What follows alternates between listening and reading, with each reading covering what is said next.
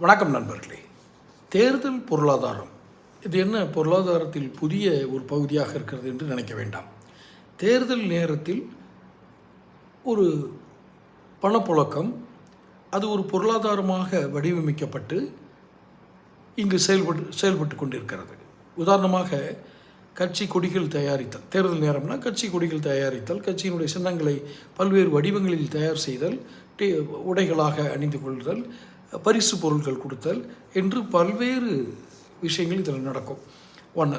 இரண்டாவதாக வாக்குக்கு பணம் கொடுப்பது, இது ஊரறிந்த ரகசியம், ஆனால் நிரூபிக்க முடியாது.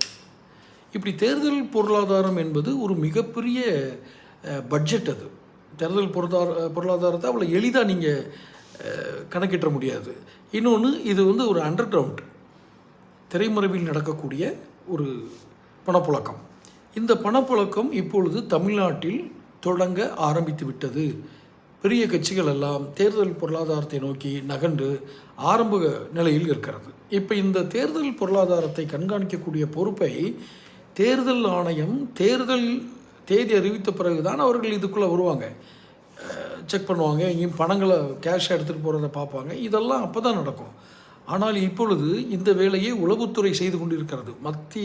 மத்திய உளவு பிரிவு தீவிர கண்காணிப்பில் இருக்கிறது. தமிழ்நாட்டின் தேர்தல் பொருளாதாரம் என்ன, எங்கெங்கு எந்தெந்த பணங்கள் செல்கிறது, அந்த பணங்கள் செல்லும் பொழுது யார் யார் அதுக்கு பாதுகாப்பு அளிக்கிறார்கள், எங்கெங்கு பதுக்க வைக்கப்படுகிறது, எப்படி இது சப்ளை செய்வதற்கான திட்டங்கள் தீட்டுகிறார்கள், அத்தனையும் மத்திய உளவு பிரிவுக்கு தகவல்கள் சென்று விட்டன.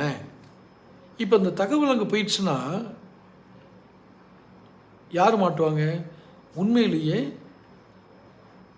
கணக்கில் வராத பணத்தை வைத்து தேர்தல் பொருளாதாரம் செய்பவர்கள் தான் மாட்டுவாங்க.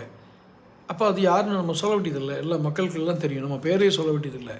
அப்போ இங்கே நிற்கக்கூடிய ஒரு பெரிய எழக்கூடிய கேள்வி என்ன அப்படின்னா, தேர்தல் பொருளாதாரம் என்பது, இந்த தேர்தலுக்கான பணம் செலவழிப்பு என்பது ஏதோ ஒரு கட்சியை மட்டும் சார்ந்ததல்ல. பல கட்சிகள் புதிதாக சேர்ந்திருப்பது விஜயுடைய கட்சி. இவர்களும் இதை கண்காணித்து தவறான முறையில் பணப்புழக்கம் ஆகுவதை தடுப்பதற்கு உதவி செய்ய வேண்டும். யார்? விஜய் குரூப்பு. ஆக தேர்தல் பொருளாதாரம் கிட்டத்தட்ட இதனுடைய மதிப்பு என்ன தெரியுமா? இன்றைய மதிப்பு, இன்றைக்கு ஆரம்பகட்ட மதிப்பாக நாம் தகவல்கள், உறுதிப்படுத்தப்படாத தகவல் தெரிவிப்பது 30,000 கோடி ஆரம்பம். இனி இந்த 30,000 கோடியை அவங்க கொண்டு போய் சேர்த்து செலவு பண்ண ஆரம்பிக்கணும். தொடர்ந்து பேசுவோம். சேனல் சப்ஸ்கிரைப் பண்ணுங்கள்.